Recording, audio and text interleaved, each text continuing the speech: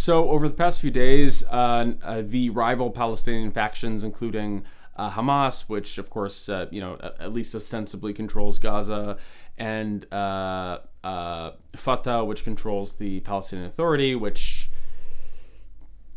has some nominal authority over the West Bank, I guess, but is largely seen as like a collaborator with the Israeli occupation. They have been in Beijing, where they've been having so all these, I think it's 14 factions groups in total have been having these negotiations between each other, mediated of course by China. And they've now just come out with the sort of statement about their, about the summit, where they've said that they're effectively, these many, different groups with different ideologies that have pretty much hated their guts for decades. They've come out and said that they're ready to form a Palestinian unity government. Presumably, they kind of mentioned this in the article, somewhat depending on, or I think it's someone from Egypt kind of had mentioned this is very dependent on how the United States chooses to respond. Israel's already said they F this, Hamas are terrorists and can't be part of any. Can't be even limitedly part of any Palestinian government. So this is the article from Reuters, and this is also being reported by the Washington Post, Associated Press, ABC, right? So it's very, very legitimate. So the rough outline: the unity government would manage Palestinian affairs. Few details and timeline have been given. Factional enmities torpedoed the previous unity efforts. Israel dismisses the deal, saying Hamas's rule in Gaza will be crushed, and the deal marks China's growing influence in the Middle East. China trying to flex its soft power a little bit lately, especially with Palestine. So Palestinian rivals, including Hamas and Fatah, agreed to form a unity government at talks hosted by China, Beijing said on Tuesday. A deal meant to deliver a post-war Gaza administration, but quickly rejected by Israel as it seeks to crush Hamas. Analysts said the agreement would prove hard to implement, with complications including the deep enmity between Palestinian factions and Western opposition to Hamas having any role in governance. No timetable was declared for implementation. The Beijing Declaration was signed at the closing ceremony of a reconciliation dialogue among 14 Palestinian factions held in China's capital from July 21st to 23rd, according to the readout. The meeting marked the latest attempt to heal the Palestinian national schism that has defied all attempts at mediation since 2007, when the Islamist group Hamas seized the Gaza Strip with a brief civil war with Fatah. The meeting was held amid attempts by mediators to reach a ceasefire deal after 9 months of war between Israel and Hamas in Gaza. One of the sticking points is the day after plan, how the Hamas-run enclave will be governed once the war, which began on October 7th, ends. For every, whether it's Biden, of course with Netanyahu, and even conservative, right-wing members of Netanyahu's, his war cabinet. I think the guy who, the guy who was considered, at least in the context of Israeli politics, the center-right guy, but is still, unhinged, let all the Palestinians die. He had, I think when he quit, he had said, you've given us no plan for what's going to happen next. Because he's not even hey, think about the humanity of the Palestinians. He's just practically, how are we going to end this? Obviously, we can't just be here forever. We can't just be at war forever. How is this going to actually end? And he never really got an answer for that, because Netanyahu, of course, sees his personal political interest in keeping the war going as long as he can. And there've been different suggestions. I remember, I think Tony Blinken, the U.S. Secretary of State, I think he was trying to push this idea of the Palestinian Authority coming in and after the war and being just the new government in Gaza, which seemed fairly problematic at the time, as an idea, because for one, actually I think Fatah, at least before the war, was fairly popular in Gaza. They were more popular than Hamas, right? Because it's kind of, okay, well, you've lived under these guys and they suck. Whatever the alternative is probably better than this, but is still very controversial in Palestine as a whole, and is like Hamas, is very corrupt, and they're seen as collaborators with the Israeli government, with the occupation. So that always seemed like, okay, this is like this is a fantasy. This isn't really going to happen. But what I am reading with some of this, in some of this article, if this, ends up sticking and ends up getting some traction, this isn't necessarily, okay, we have a unity government, right? That is unfortunately dependent on what the Western powers have to say, of who they are going to recognize, and if they can, get Israel to not, destroy them, right? But like what this really is the Palestinian factions saying, hey, we're ready to come together. We're ready to treat ourselves, at least for this time, and assuming this this coalition, this alliance, whatever, doesn't break apart because of those same factional divisions that made it so hard to get any kind of agreement between themselves. Anyway, and I'll be very interested in what the details about this plan are, because there aren't many specific details in this article.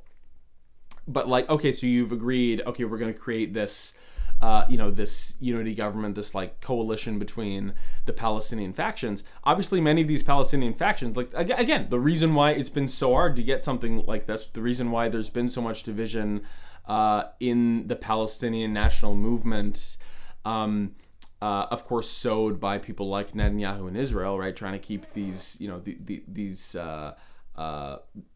the factions very divided. Like, Fatah collaborates with the Israeli government, and of course does not support armed resistance, or like violent resistance against them, whereas Hamas does. Like, that's like, what would be the policy of this unity government on that? Like, that seems like a pretty important point that is not laid out in this article.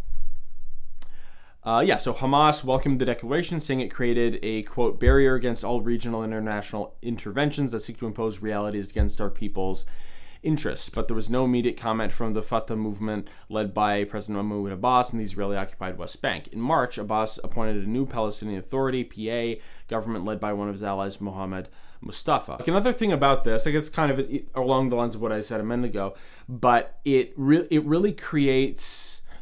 in sending this unity, whether it practically changes anything on the ground right now, I'd say probably not, but it sends the message, especially to the international community. Okay, no, because before you could say, hey, who is even our partner here if we were to go to create a Palestinian state? Like, sure, you in Ireland or in Finland or whatever, you can say that you acknowledge there being that you recognize a Palestinian state, but who's going to lead it? What's the government of it going to be? There's no united government. There's the terrorists over here, and there's the collaborators over in the West Bank. Now, with this declaration, they are saying, no, there is a united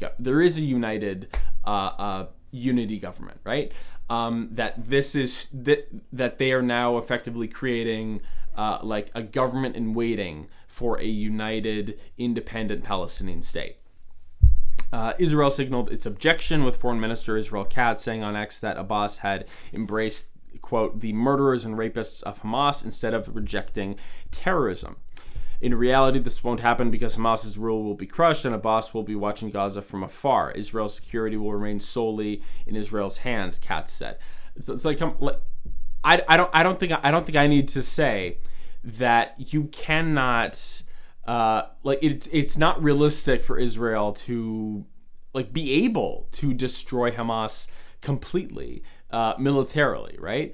If you want, even if your goal is, okay, we get Hamas out of any potential leadership in Gaza at all, you're not going to get that just by doing bombs, right? Because they keep recruiting more and more people because their whole families, their children, keep getting killed by Israel. like the only way you would get them out of there and out of any potential system would be to negotiate in some way, which Netanyahu's made it very clear he will never do. And in my mind, again, the details of what this kind of unity government would be are very, very important. Who would Mahmoud Abbas be the president, or would it be Yahya Sinwar, the head of Hamas in Gaza, or some? It would probably make more sense if there even is like a single like head of state in this sort of theoretical thing that it would be someone else. I don't think Hamas would I don't think they would accept Abbas being considered the head of state of a Palestinian state. Yeah, so shunned by the West as a terrorist group even before October 7th, Hamas has previously said it might be willing to play no role in Gaza's post-war governance and has sought agreement with Fatah in a post-war technocratic PA government. That could be what we're looking at here. That okay, to end the war, us still probably in there in some way, but that this united Palestinian government would be really running the show here. Israeli Prime Minister Benjamin Netanyahu has said his goal is to destroy the militant Iran-backed Hamas and opposes it having any part in a post-war Gaza administration. I also remember a report, it was a little while ago, that Israel, I guess, kind of wanted something along these lines, but where it would basically be a puppet government that they would have full control over, like how things pretty much function in the West Bank with the Palestinian Authority, but worse. I think it was described as this like moderate Muslim, puppet government. That's sort of like the Israeli, ideal version at this point.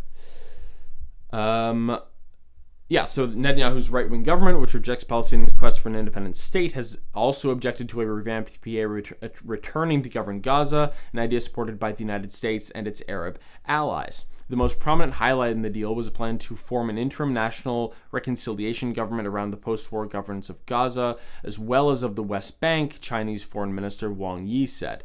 Senior Hamas official Hussam Badran said the unity government would also oversee reconstruction and prepare conditions for so new election. Is it? Hopefully that would be like a presidential election, because Abbas, who's the president of the PA and of Fatah, he also hasn't had both the Hamas leader and the Fatah leader. They haven't had they've had parliamentary elections, but they haven't had or at least the PA has had parliamentary elections. But Abbas hasn't had an election in, I think, as long as in around 20 years, right? I think around the same time that that Hamas took over in Gaza. If they would be doing some sort of total we're really taking this seriously. We're not just going to be hanging on to power, but we're going to do what's best for Palestine and actually have proper elections. Ashraf Abdulhul, a specialist on Palestinian affairs and managing editor of the Egyptian state-owned paper Al Aram, said previous similar declarations had not been implemented and nothing would happen without U.S. approval. Quote, forming a unity government with Hamas is rejected by the United States, Israel, and Britain. There is consensus among those countries to exclude Hamas from any role in the day after the war, Abdulhul said. Dismissing the China meeting as, quote, a celebratory event, he said it was, quote, impossible to resolve the problems between Palestinian factions in just 3 days. I'd say probably. Again, almost no specific details here. Stuff about, elections. So maybe there was stuff about elections, so maybe the idea would be, okay, we'll do it democratic and we'll just let, maybe it is literally, okay, here's what we're going to do for now. And just we'll sort it out later in terms of the actual specifics of who's going to be running things, what the policies of this government is going to be. Maybe it's just going to be, hey, here's the Fatah and Hamas running in elections against each other again and see who does it best, which, yeah, sure, that worked fine. That works great last time, I think, right? Nonetheless, the agreement further demonstrates Beijing's growing influence in the Middle East after brokered a breakthrough peace deal between longstanding foes Saudi Arabia and Iran last year. Chinese officials have ramped up advocacy for the Palestinians in international forums in recent months, calling for a larger-scale Israeli-Palestinian peace conference and a specific timetable to implement a two-state solution.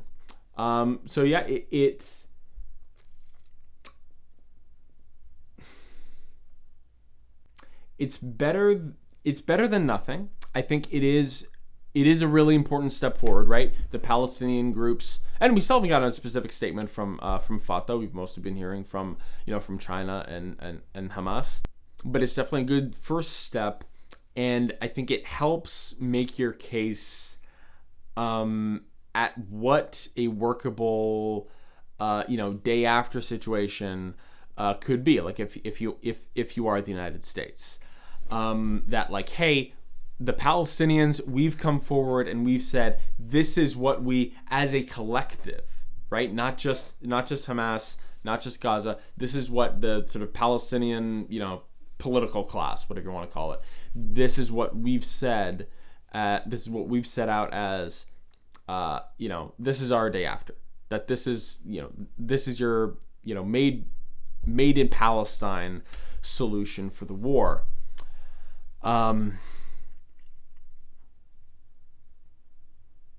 It's the devil's in the details. This needs a lot more specifics. If it is just something like, hey, let's start here and just wing it, maybe with elections in another year. I don't know. I feel like you just run into. I feel like it probably needs work, and you just run into issues if you don't have like more of a specific idea of how this coalition government, this unity government, would actually function.